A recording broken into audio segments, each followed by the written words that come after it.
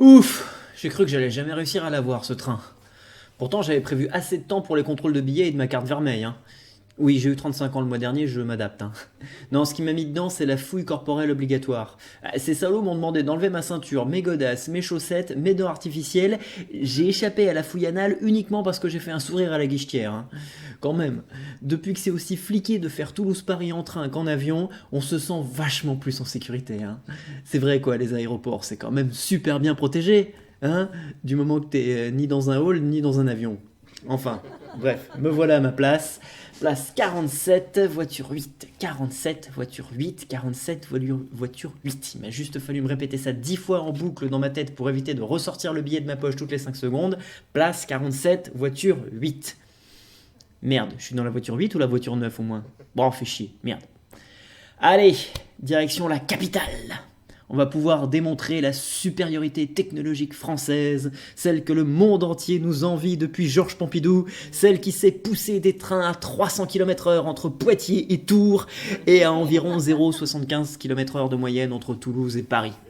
Enfin, au moins j'ai pris de quoi les occuper, les 7 heures de trajet. Ou 8 heures de trajet si un malheureux décide d'abandonner son existence vaine et pathétique, et qu'il faut appeler les Condés pour ramasser les morceaux. Ou 9 heures s'il y a grève, hein. Mais normalement, il n'y a pas grève aujourd'hui. On est mardi, semaine impaire, normalement, il n'y a grève que demain, hein. J'espère qu'ils n'ont pas changé le calendrier des grèves au dernier moment. Merde, la lutte sociale, c'est un truc qui doit rester carré, sinon c'est n'importe quoi, comme disait Staline. Bref, pour occuper ma journée de voyage, j'ai acheté un roman à la gare, du Marc Lévy.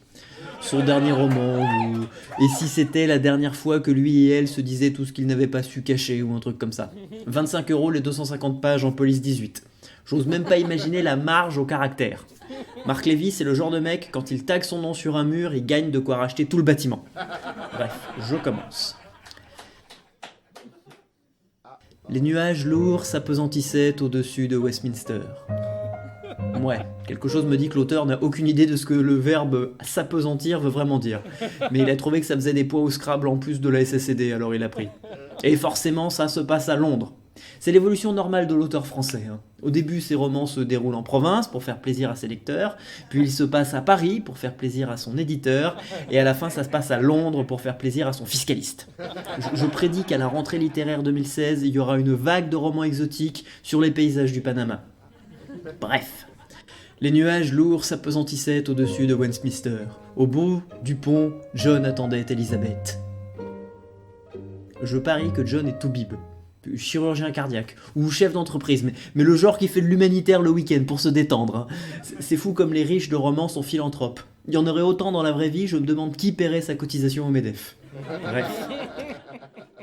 Les nuages lourds s'appesantissaient au-dessus de Westminster. Au bout du pont, John attendait Elizabeth.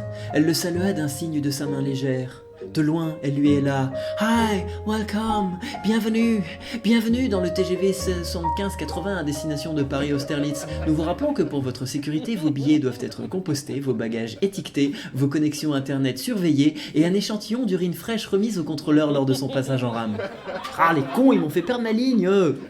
En plus, j'ai pas besoin de présenter mes urines, moi, j'ai une carte vermeille. Ils me font confiance, il suffit juste que j'envoie mon flacon tous les mois à Paris, c'est plus sûr.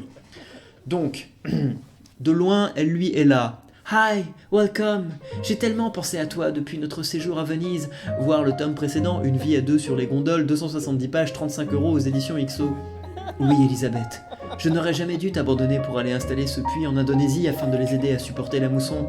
Voir une autre idée de nous deux, 150 pages, 45 € aux éditions... Quoique, on m'informe que certains auditeurs auraient décidé d'installer un logiciel bloqueur de publicité dans leurs oreilles. J'accepte donc d'arrêter de lire les remarques sur les tomes précédents. Mais maintenant, Elisabeth, je te le demande. Est-ce que tu m'aimes? Je sais pas si je t'aime, mais est-ce que tu m'aimes?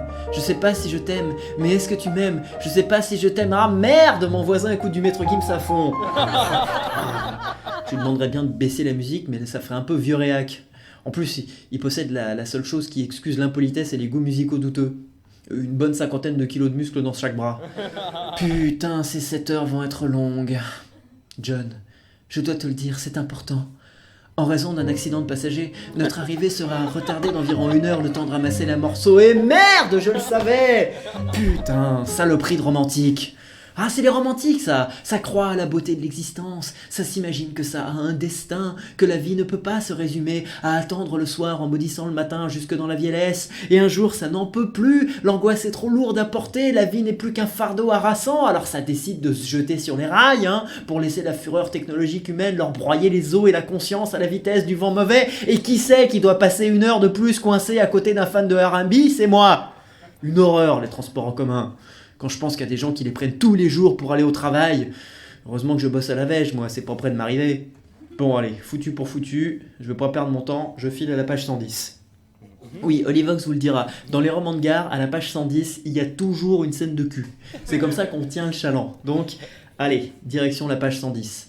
Elisabeth n'en pouvait plus. Elle décrocha les brostelles de sa nuisette.